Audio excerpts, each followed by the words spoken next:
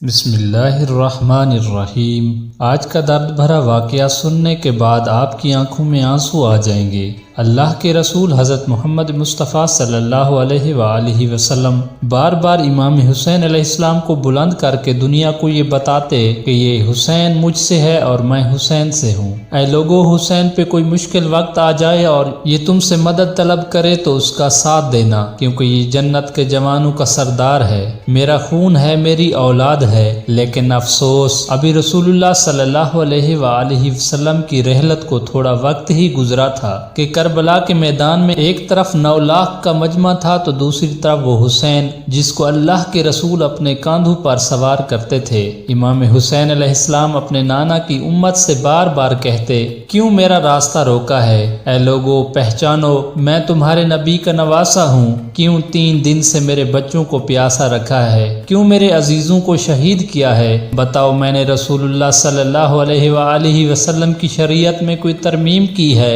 کسی انسان کا حق کھایا ہے؟ کسی انسان پر ظلم کیا ہے؟ اتنے میں فوج یزید ایک آواز میں کہنے لگی، اے حسین، ہم سب تو تجھے تیرے بابا علی کے بغض میں قتل کر رہے ہیں تاکہ یزید ہماری جھولیاں دولت سے بھر دے۔ امام حسین علیہ السلام نے فرمایا، اے لوگو، آج جس اسلام کا علم تمہارے ہاتھوں میں بلند ہے، یہ علم میرے بابا علی نے بلند کیا۔ مت بھولنا، خیبر و خندق میں اگر علی نہ ہوتے تو اسلام کی فتح ناممکن تھی۔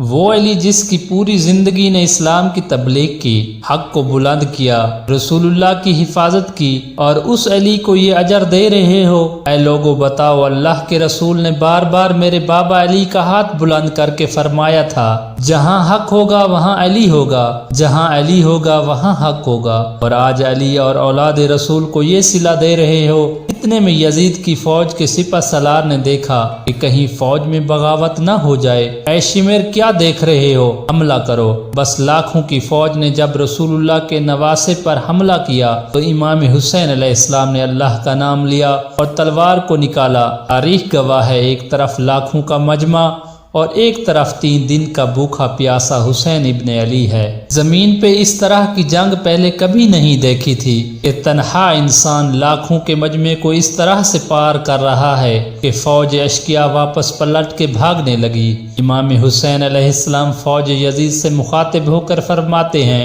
3 دن کے بھوکے کی جنگ دیکھو، 3 دن کے پیاسے کی جنگ دیکھو، رسول کے اس نواسے کی جنگ دیکھو، اس کی جنگ دیکھو جس کا جوان بھائی مارا گیا، جس کے جوان بیٹے کو نظروں کے سامنے قتل کیا گیا، جس نے اپنے ہی ہاتھوں سے اپنے بچے کی قبر بنائی۔ امام حسین شیر کی طرح فوج یزید سے لڑ رہے تھے۔ اتنے میں آواز غیب سے آتی ہے، حسین، تیرا اللہ تجھ سے راضی ہوا۔ صدا کا سننا تھا۔ امام حسین علیہ السلام نے اپنی تلوار کو تھام لیا۔ اتنے میں عمر بن سعد کہتا ہے، شمر، کیا دیکھ رہے ہو؟ یہ علی کا شیر ہے، اس کو مات دینا ناممکن ہے۔ جاؤ، خیموں کو آگ لگا دو۔ بس کچھ ظالموں نے بیبیوں کے خیموں کو آگ لگا دی اور کچھ امام حسین علیہ السلام کو دور سے تیر مارنے لگے۔ امام حسین علیہ السلام کبھی بیبیوں کے خیموں کی طرف بڑھتے، کبھی فوج کی طرف جاتے۔ عمر بن سعد اور شمر نے فوج کو 4 حصوں میں تقسیم کر دیا۔ یہ کہا کہ کوئی بھی حسین کے قریب نہ جائے، اس کے پاس جو چیز ہے وہ دور سے حسین کو مارے۔ جس کے پاس نیزہ تھا اس نے نیزہ مارا، جس کے پاس تیر تھا وہ تیر مارتا ہے، جس کے پاس برچھیاں تھی وہ برچھیاں مارنے لگا۔ تاریخ نے لکھا، جس کے پاس کچھ نہیں تھا وہ کربلا کی گرم مٹی اٹھا کے امام حسین کی طرف پھینکتا۔ امام حسین علیہ السلام کے جسم مبارک پر ہزاروں زخم لگ گئے۔ اب کے جسم مبارک پر اتنے تیر تھے کہ آپ کا جسم مبارک نظر تک نہیں آ رہا تھا۔ جیسے ہی نواسے رسول گھوڑے کی زین سے زمین پر آتے ہیں، فوج یزید جھومنا شروع کر دیتی ہے، لیکن اتنے میں وہ گھوڑا اس پہ آپ سواری کیا کرتے تھے امام حسین علیہ السلام کے چاروں طرف گھومنا شروع کر دیتا ہے کہ ان تیروں سے اپنے آقا حسین کو بچا لے۔ وہ گھوڑا دوڑتا ہی رہا تھا۔ امام حسین علیہ السلام زمین کربلا پر اپنا سر رکھ کے اللہ کا شکر ادا کر رہے ہیں۔ وہاں یزید کے سپاہی قریب آ کے امام حسین کو دیکھتے ہیں، امام حسین کے چہرے میں رسول اللہ کا چہرہ نظر آتا، چیخ کے دور چلے جاتے۔ اتنے میں شمر کہنے لگا، یہ کام مجھ سے ہی ہونا ہے۔ ایسے ہی شمر نے خنجر امام حسین کے گلے پر رکھا۔ وہ دیکھتا ہے کہ امام حسین کے لب ہل رہے ہیں۔ اس نے سوچا کہ ہم نے حسین کا پورا خاندان قتل کر دیا، 3 دن تک حسین کے بچوں کو پیاسا رکھا، شاید حسین ہمیں بد دعا دے رہا ہو۔ سننے کے لیے کان قریب کیا تو کیا سنا کہ امام حسین علیہ السلام اللہ کے دربار میں اللہ کی نعمتوں کا شکر ادا کر رہے ہیں۔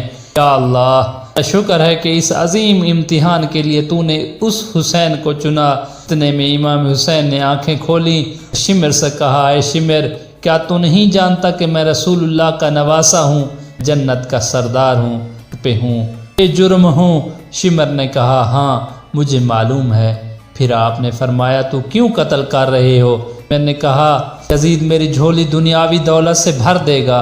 میرے امام حسین کا گلا کاٹتا رہا، فوج یزید مسلسل جھومتی رہی۔ امام حسین کے سر قلم ہونے کے بعد سادات کو لوٹا گیا، بی بی سکینہ کو تماچے مارے گئے، رسول اللہ کی نواسیوں کے سروں سے چادروں کو لوٹ لیا اور امام حسین کے جسم مبارک کی توہین کرنے لگے۔ تاریخ نے لکھا ہے امام حسین کے جسم پر جو چیزیں تھیں ان کو لوٹنے لگے۔ اتنے میں ایک شخص امام حسین کے جسم کے قریب آیا۔ امام حسین کے ہاتھوں میں ایک انگوٹھی پہنی تھی، اتارنے کی کوشش کی، وہ نہ اتری۔ وہ ظالم انگلی کاٹ کے انگوٹھی لے گیا، آپ کے جسم مبارک کو رسیوں سے باندھ کے گرم زمین پر ادھر سے ادھر پھیرا گیا۔ اتنے میں عمر بن سعد نے کہا، اے شمر، حسین اور اس کے ساتھیوں کی لاش کا وہ حشر کرتے ہیں، رہتی دنیا تک کوئی بھی یزید کے خلاف آواز نہ اٹھائے۔ سب کے جسموں سے سروں کو کاٹ لو، سب کی لاشوں کو پامال کر دو۔ زمین کربلا گواہ ہے، کہیں سے کوئی قبیلہ اٹھ کر آتا ہے اور کہتا ہے کہ ہم لاش کو پامال ہونے نہیں دیں گے، کہ بی بی ام لیلہ کا قبیلہ آ کے کہتا ہے، کہیں سے بی بی رباب کے قبائل کا قبیلہ آتا ہے اور کہتا ہے ہم علی عسکر کا لاشا پامال نہیں ہونے دیں گے۔ ایک ایک شہید کی لاش پامال ہونے والی جگہ سے ہٹائی گئی۔ تاریخ گواہ ہے، صرف رسول اللہ کا نواسا کربلا کی گرم زمین پر پڑا رہا اور مغرب کے گھوڑے مشرق کی طرف، مشرق کے گھوڑے مغرب کی طرف دوڑتے رہے۔ امام حسین کا جسم پامال ہوتا رہا۔